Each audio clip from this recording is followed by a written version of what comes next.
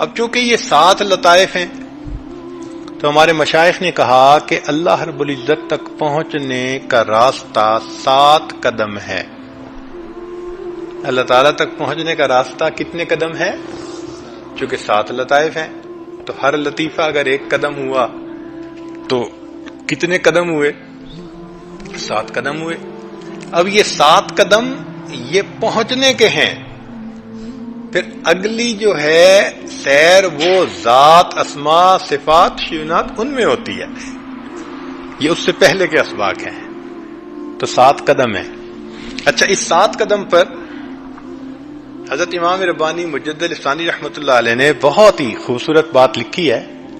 تو مکتوبات مجدد لسانی دفتر اول مکتوب 58.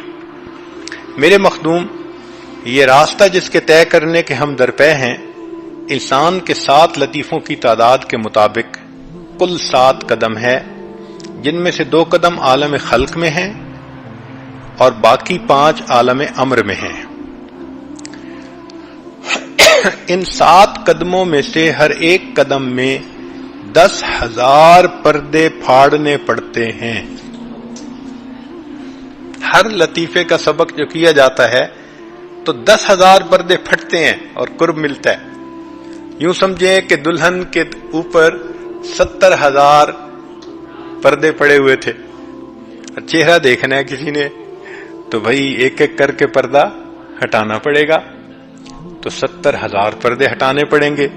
تو وہ فرماتے ہیں کہ 7 قدم میں ہر قدم پر 10,000 پردے پھٹتے ہیں، اور جب 7ویں میں بھی فنا ہو جاتی ہے تو 70,000 پردے پھٹ گئے.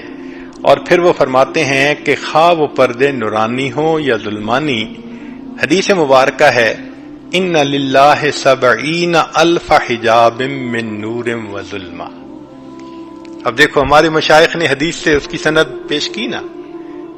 یہ بہقی کی روایت ہے اور مشکات شریف میں بھی شاید ہے کہ ان للہ 70,000 حجاب من نور و ظلمہ، کہ اللہ، اور اس کو حضرت قاضی ثناء اللہ پانی پتی رحمۃ اللہ علیہ انہوں نے بھی لکھا ہے، مشکات شریف میں ہے.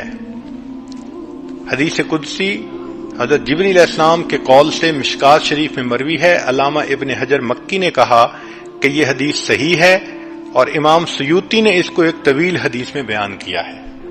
اب بتائیے کہ محدثین فرما رہے ہیں کہ یہ حدیث صحیح بھی ہے اور انہوں نے اس کو بیان بھی کیا ہے. تو حدیث پاک سے ثابت ہوا کہ 70,000 پردے ہیں نور کے یا ظلمت کے، ان کو پھاڑنا پڑتا ہے. اب وہ 70,000 پردوں کو ہم ویسے تو نہیں سمجھ سکتے. اللہ جزائے خیر دے ہمارے مشائخ کو کہ جنہوں نے حقیقت کو سمجھنا کتنا آسان کر دیا.